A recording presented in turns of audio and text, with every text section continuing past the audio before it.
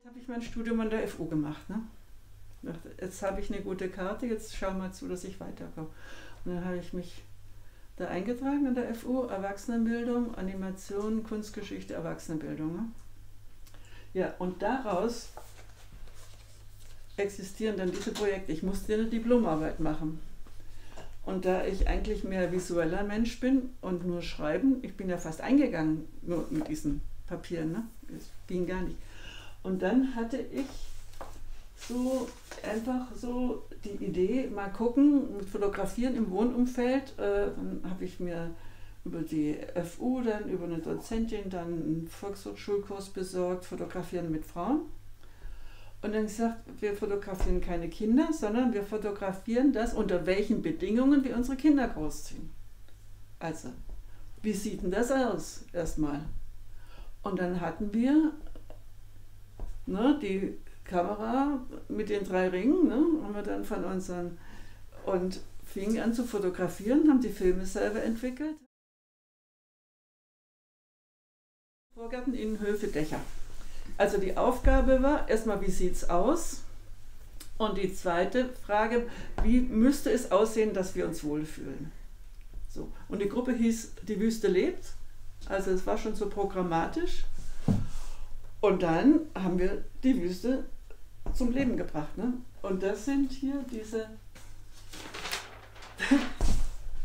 Das sind unsere Dächerwanderungen. Wir gehen dann über die Stadt, auf die Dächer mit unserem Fotoapparat. Das waren damals die Kiesdächer, die auf Neubauten angelegt wurden. Ne? Also jeder Neubau hatte ein Kiesdach. Das heißt, die Stadt ist doch ganz gewaltig aufgeheizt. Ne? In den Dächern musste was passieren. Und dann habe ich Gartenkulturgeschichte, Fotokopien gemacht. Gartenkulturgeschichte. Und dann haben wir das auf die Dächer platziert. Ja, das sind die riesigen freien Flächen gewesen, völlig unbearbeitet. Total easy, du kannst das einfach ausschneiden und drauf montieren und das ist ein wunderschöner Prozess, wie sich die Welt und deine Wahrnehmung verändert. Ne? Und vor allen Dingen, also einfach die Perspektive, dass du auch da oben deinen Kaffee trinken könntest. Ja? Und ein Grasdach, dann haben wir uns mit Fachleuten unterhalten, ob die Statik da ausreicht. Sagte, ja, kein Problem, das ist ausgelegt, also irgendwie für große Schneelasten, das hält auch ein Grasdach aus. Und so haben wir uns ganz schnell sachkundig gemacht. Ne? War der Gutachter halt so missgünstig, ne? Weil das so eine geile Idee war und weil eine Frau nicht so eine Idee haben kann, das ist ja ganz schlecht, ne? So gleich eine schlechte Note, musste ich ja dann noch mal richtig kämpfen. So, und dann sagte der, ach, das ist ja nur Utopie. Ein Linker sagte, das ist ja nur Utopie. Und dann habe ich mir so gedacht, wir werden mal sehen, ne? So. Und dann bin ich in die Besetzerbewegung gegangen, habe ich Häuser besetzt. Ne? Und die Dächer, und das war dann Schokofabrik. Autoradio in der Stadt. Von IBA Architektin, damals internationale Bauausstellung, die waren gerade in der Vorbereitung. Also Gruppen, die Räume suchen sollen, damals schon Frauengruppen, die Räume suchen, sollen mal kommen. Ja, und das war die Schokofabrik, da in der Mariannenstraße, ne? Zum Abriss freigegeben. Geht das mal besetzen, so, dann habt ihr einen Raum. Ne? So. Kein Strom, kein Wasser, Loch im Dach, die Dielen verfault. Wunderbar, also kostet nichts. Ne? So. Wollt ihr es haben? Ja. Ne? So, und dann sitzt du da im Plenum und dann musst du noch mehr Frauen dazu holen. Da haben wir, genau, dann geht es erstmal das nächste Projekt. Zu wenig Frauen, ein Riesengelände, total marode, keine Heizung, nichts. Ne, so. Dann habe ich andere Künstlerinnen dazu geholt und dann ging es los, Berliner Frauensommer, 82.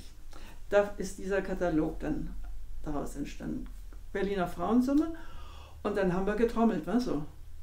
Wir haben das Haus, das machen wir eine wachsende Ausstellung, das war dann 82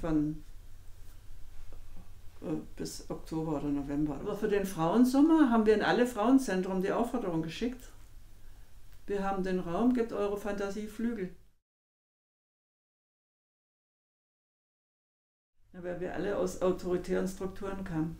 Wir wollten mal ohne Männer uns unsere überhaupt mal wissen, was wir wollten. Ne? Du musstest erstmal die Handwerkerinnen ausbilden, verstehst du? Weil es ging ja, also schon alleine Leitungen zu verlegen und so weiter. Wir wollten ja nur Frauen beschäftigen. Ja? Es gab aber gar keine Handwerkerinnen. Also mussten wir erstmal einen Handwerksbetrieb finden, der was macht und seine Frau ausbildet und das hat alles funktioniert. Na, dann kam Presse von Zürich, von überall her, die kamen alle. Was machen die Frauen? Was? Hier Klos aufbauen, Kloleitungen verlegen und so. Weißt du, so. Da haben wir dann wieder ein bisschen Geld gekriegt, so über die Presse. Und wir haben auf der Schokofabrik schon die ersten Dächerbegrünungen gemacht. Das heißt, die ersten Dachbegrünungssysteme dort angewandt. Ne? Wir haben also in so einem Projekt, was so ein Projekt, da hast du dann ganz andere Presse und ganz andere Möglichkeiten. Da kannst du Anträge stellen, da kannst du Gelder besorgen, dann kommen ganz viele, die sich auch profilieren wollen und die dann auch wieder Kontakte mitbringen. Das ist irgendwie so diese Projektarbeit. Und da sind wunderbare Kunst, also das war schon damals so richtig, wir haben die Berliner Szene so aufgemischt. Aber wir waren immer nur Frauenprojekt und dadurch wurden wir nicht ernst genommen, ne, in der Kunstgeschichte.